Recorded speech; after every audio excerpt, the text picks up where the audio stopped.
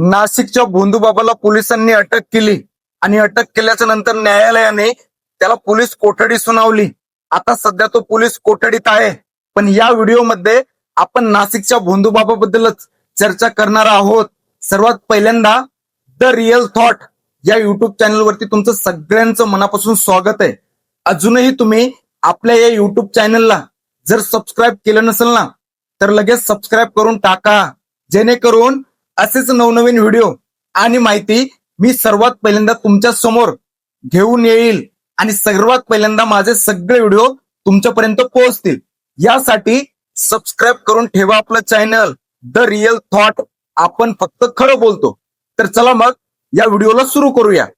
Captain Ashok Kharat हे जे महाशय आहेत ना, यांचे कांड गेले 2 दिवसापासून तुम्ही सध्या सोशल मीडियावर बघतच असाल. या महाशयांनी जे कांड केलेत ना, भले भले एप्स्टीन फाईल तुम्ही ऐकूनच असाल. ती जी फाईल होती ना, जगाची फाईल होती. आणि ही जी फाईल आहे ना, आपल्या महाराष्ट्राची आहे. नाशिकचा हा जो भोंदूबाबा आहे ना, यांनी काय काय कांड केलेत ना, ऐकल्याच्या नंतर तळपायाची आग 100% तुमच्या मस्तकापर्यंत पोहोचणार, गॅरंटी देतो. आता या अशोक खरातनी काय कांड केलेत माहिती का? धर्माच्या नावावरती कित्येक महिलांवरती यांनी अत्याचार केलेत. पण याला असं वाटलं माझे अत्याचार काय असतं माहिती का? एक ना एक दिवस पापाचा घडा भरतो. आणि ज्या दिवशी पापाचा घडा भरतो ना, देव सुद्धा माफ करत नाही. कॅप्टन अशोक खरात हा काय करायचा माहिती का?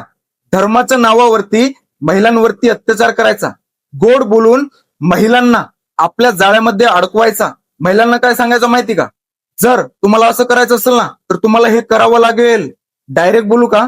महिलांना एवढं गोड बोलायचा तो. आणि तो काय गोड बोलायचा माहिती का? तो महिलांना असं सांगायचा, बघा किती मोठे मोठे सेलिब्रिटी, राजकीय लोक माझे भक्त आहेत, माझे पाय धुवून पाणी पितात, असं तो महिलांना सांगायचा. आणि महिलांना आपल्या जाळ्यामध्ये अडकवायचा. आणि काय माहिती का? जर मोठे मोठे लोक जर त्याच्या जाळ्यामध्ये अडकत असतील ना, तर सामान्य लोकांचं तर काय हो, सामान्य जनता ही भोळी बाबडी असते, ती तर 100% अडकणारच आहे ना. 58 पेक्षा जास्त महिलांवर यांनी अत्याचार केलेत. आणि पेनड्राईव्ह मध्ये सगळे व्हिडिओ सेव्ह झाले. आणि तो पेनड्राईव्ह पोलिसांना मिळालेला आहे. आता 58च महिलांवरती यांनी अत्याचार केलाय का 58,000 केलाय? आता हा तो तपासाचा भाग आहे. लवकरच तपासामध्ये सगळं काही याचं पितळ उघड होणार आहे. पण हा जो नराधम आहे ना, यांनी धर्माच्या नावावरती जे काय महिलांवरती अत्याचार केलेत ना, याला एवढी भयंकर शिक्षा दिली पाहिजे ना. याच्यानंतर एप्स्टीन फाईल मध्ये काय झालं होतं? ती जगाची फाईल होती आणि ही आपल्या महाराष्ट्राची फाईल आहे. हा गुरु म्हणतो हा स्वतःला.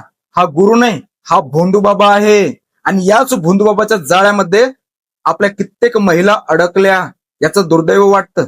महिलांना मी एकच सांगेल, जर याच्यानंतर काही असू द्या, लेकरं होत नसतील, घरामध्ये काही प्रॉब्लेम असेल, काही संसारात अडथळा येत असेल, काहीही होऊ द्या, जर तुम्ही असं भोंदूबाबाकडे गेले आणि जर असं भोंदूबाबांनी काही नीच कृत्य करायला सांगितलं, पहिली ना पहिली त्याच्या कमरात लात घाला. अरे तुम्ही किती अंधश्रद्धेवर विश्वास ठेवणार यार? त्याची काय चूक आहे? कॅप्टन अशोक खरात हा पहिल्यापासूनच नीच आहे. आणि विशेष म्हणजे अजून एक महत्वाची गोष्ट तुम्हाला सांगायची. महिला आयोगाच्या अध्यक्षा रुपालीताई चाकणकर यांच्या शिष्य आहेत. या कॅप्टन अशोक खरातला रुपालीताई चाकणकर गुरु मानतात. आणि रुपालीताई चाकणकर आणि कॅप्टन अशोक खरात यांचे पाय धुताने व्हिडिओ, फोटो सोशल मीडियावरती लोकांनी आता व्हायरल केलेत. मला हे समजत नाही, महिला आयोग म्हणजे काय? कशासाठी नेमलेला आयोग आहे हा? राज्यातील महिलांचं रक्षण करण्यासाठी तो महिला आयोग नेमलेला आहे. आणि विशेष म्हणजे त्या महिला आयोगाच्या अध्यक्षाच या नीच माणसाच्या शिष्य आहेत. आता न्याय मागायचा कोणाकडे? मला पडलेला प्रश्न आहे, तुम्हालाही पडला असेल. कारण हा जो कॅप्टन अशोक खरात आहे ना, धर्माच्या नावावरती यांनी कित्येक महिलांना जाळ्यात अडकवलंय, फसवलंय. आणि गोड बोलू नये ना, काय काय करायला लावलंय तुम्ही बघितलंय सगळं. मला या व्हिडिओमध्ये बोलायचं नाही का? बोलू नाही, नको, चला ठीक आहे. आपल्या अकाउंटवरती चांगले लोक असतात, एवढं घाण आपल्याला बोलायचं नाही. पण तुम्हाला माहिती यांनी काय काय केलंय. मला फक्त एवढंच सांगायचंय, रुपालीताई चाकणकर यांचा राजीनामा तर झालाच पाहिजे. कारण त्या महिला आयोगाच्या अध्यक्ष आहेत आणि या प्रकरणाची जर चौकशी कसून करायची असेल ना, काय माहिती का, पोलिसांवरती दबाव येऊ शकतो आणि या प्रकरणाची चौकशी निष्पापपणे व्हायला पाहिजे. त्यासाठी एक आहे ना एक, थोडे दिवस का होईना नैतिकतेच्या आधारे रुपालीताई चाकणकर यांनी स्वतःचा राजीनामा दिलाच पाहिजे. महाराष्ट्रातील जनता अशी मागणी करतीये. आता देवेंद्र फडणवीस साहेब यांचं सरकार काय करते ते बघण्यासारखं आहे. कारण जर ज्या पीडित महिला आहेत त्यांना जर न्याय द्यायचा असेल ना, तर हा राजीनामा होणं गरजेचं आहे. कारण तपास यंत्रणेवर जर दबाव येईल ना, तर निष्पापपणे चौकशी होऊ शकत नाही. त्यामुळं हा राजीनामा 100% घेतलाच पाहिजे. आता दुसरी गोष्ट, कॅप्टन अशोक खरात धर्माच्या नावावरती महिलांवर अत्याचार करायचा. काय करायचं माहिती का, ऑफिसमध्ये बोलवायचा, त्यांना सांगायचा जर तुम्हाला हे करायचं असेल आणि हे पाहिजे असेल ना, आणि जर तुम्ही असं केलं नाही, मी जे सांगेल ते, तुमचा नवरा मरण, फलाना होईन, बिस्ताना होईन. भयंकर प्रकरण आहे याचं.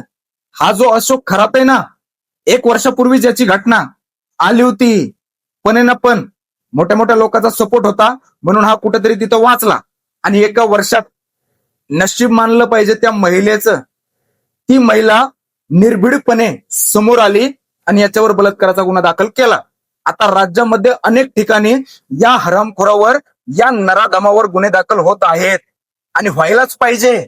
अरे ज्या महिलांना आपण म्हणतो छत्रपती शिवाजी महाराज त्यांचा महाराष्ट्र आहे हा, आणि छत्रपती शिवरायांच्या महाराष्ट्रामध्ये एप्स्टीन फाईल सारखं घटना घडते, किती मोठी दुर्दैव आहे.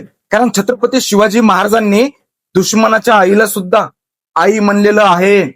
आणि हे नराधम महाराष्ट्रातच जन्माला आले, महाराष्ट्रातच सगळं खाल्लं पिल्लं, यांनी सगळं केलं आणि महाराष्ट्रातीलच महिलांवर यांनी नजर टाकली, महाराष्ट्रातीलच महिलांवर यांनी अत्याचार केले. एप्स्टीन फाईल, डोनाल्ड ट्रम्प आणि या कॅप्टन अशोक खरामध्ये काहीच फरक नाहीये, काहीच नाहीये. त्यांनी ते जगातील मुलीवर अत्याचार केले आणि या हरामखोरांनी महाराष्ट्रातीलच महिलांना आपलं टार्गेट बनवलं, निशाणा बनवला आणि महाराष्ट्रातीलच महिलांवरती अत्याचार केले.